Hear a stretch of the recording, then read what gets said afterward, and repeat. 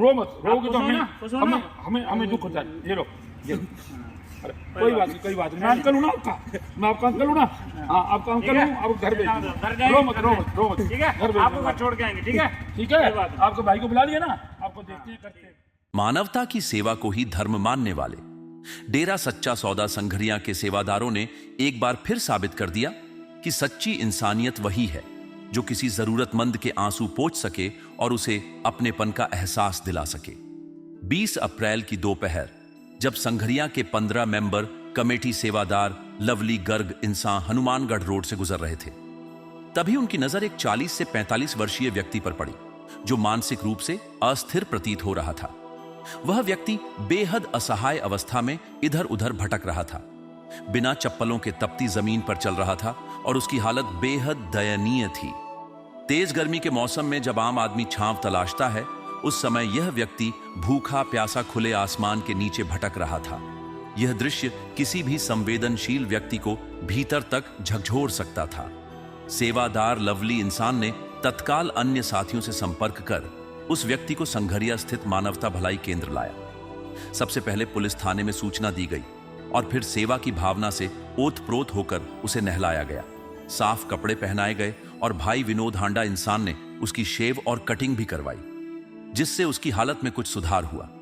धीरे धीरे व्यक्ति की याददाश्त लौटने लगी और उसने अपना नाम मनीष निवासी जूनागढ़ गुजरात बताया। कुछ समय बाद उसने एक मोबाइल नंबर भी बताया, जिस पर संपर्क करने पर पता चला कि यह नंबर उसके भाई दिनेश का है।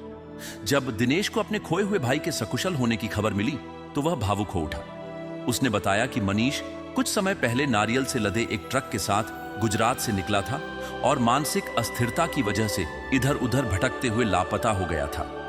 परिवार ने हरसंभव प्रयास किए, लेकिन उसका कोई सुराग नहीं मिल सका।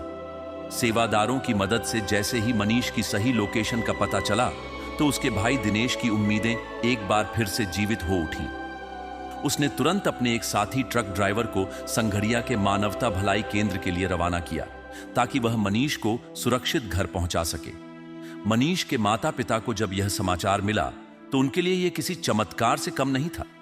दिनेश ने कहा, हमने मनीष को पाने की सारी उम्मीदें छोड़ दी थीं, लेकिन डेरा सच्चा सौदा के इन फरिश्तों ने हमें वह लौटा दिया जो हमारे जीवन की सबसे बड़ी कमी बन चुका था।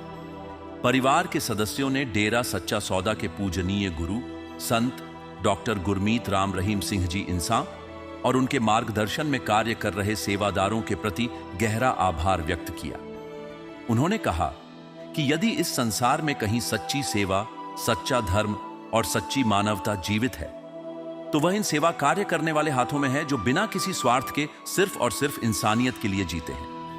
यह घटना न सिर्फ एक परिवार को पुनः जोड़ने की मिसाल है, बल्कि यह भी सिखाती है कि जब सेवा भाव से ओतप्रोत दिल और मदद को तैयार हाथ एक साथ आते हैं तो चमत्कार भी सहजता से घटित हो जाते हैं। डेरा सच्चा सौदा संघरिया के सेवादारों ने एक बार फिर यह प्रमाणित कर दिया कि इंसानियत की सेवा ही सबसे बड़ी इबादत है।